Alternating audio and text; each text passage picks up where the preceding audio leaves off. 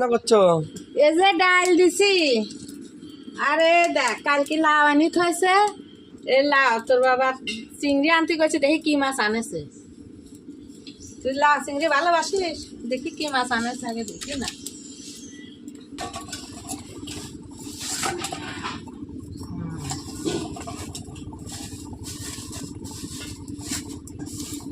এই যে একটা ইলিশ ছোট, আজকে ইলিশ দিয়ে লাউ ঘন্ট করবো।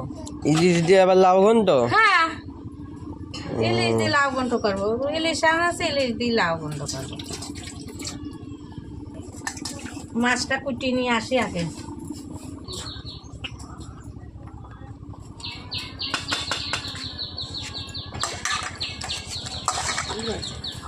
দেখি মাছটা সুন্দর করে কেটে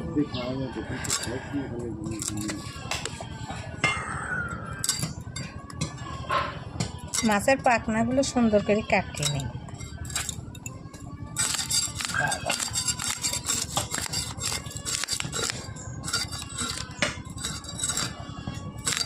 ইলিশই, কিন্তু এই ইলিশটা একটু আলাদা।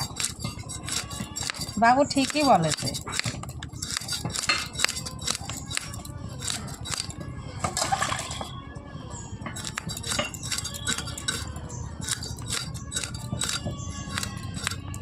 সুন্দর করে কেটে নিই।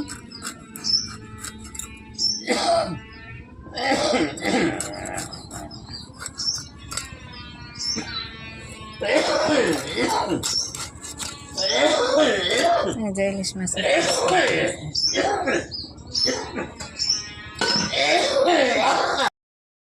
এদিকে ডাল ফুটছে উনুনে, মসুরির ডাল। আমি এদিকে ডাল ফুটতে ফুটতে লাউটা কেটে নিই।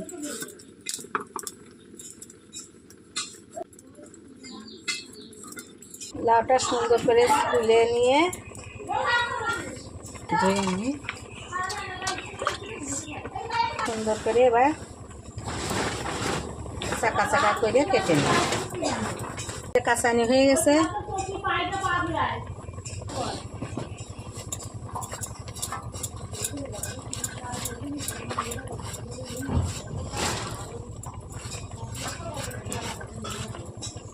দেখো লাউটা কোচানি হয়ে গেছে।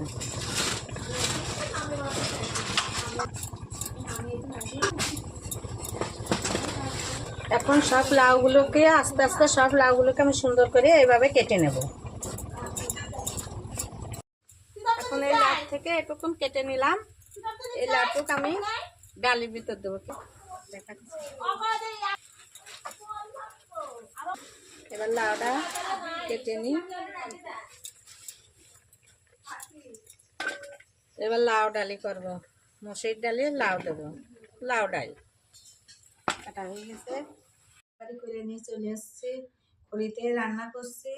আর রান্না করতে আমার অনেক বেলা হয়ে গেছে। আজ এখনো খেতে বাড়ি বসে নাই, কেবলে নিয়ে আসলাম। এই যে ইলিশ মাছের ঝোল করেছি, লাউ ঘন্ট করেছি ইলিশ মাছ দিয়ে। আর দেখো টমেটো আর লাউ ডালে দিয়ে মসুরির ডাল করেছি। টমেটো আর লাউ। আর ভাত তো থাকবে, যে ভাতও রান্না করে নিয়ে এসছি বেড়ে। এখন খেতে বসবো, বেলাও অনেক হয়ে গেছে। বিভিন্ন রকম সবজি দিয়ে ইলিশ মাছের ঝোল করেছি। সিম, আলু, তারপরে কাঁচকলা, এই সব কিছু দিয়ে। এখন আমি খেতে বসবো। ভাবছি খাইয়ে নিই, খিদি পেয়ে গেছে। এখন বৌমা আমার জন্য 1 পিস মাংস দিয়ে গেছে। এরকম বৌমা, এটা আমার ছোট বৌমা এই মাংসের ঝোল দিয়ে গেছে। বলছে কাকিমা খেয়ে দেখো সুন্দর হয়েছে। খেয়ে দেখি কেমন হয়েছে। খেতে বসিয়েছি, কতটা সুন্দর হয়েছে আমি জানি না, খেয়ে দেখি বুঝতে পারবো। ভাতটা বেড়ে নিই।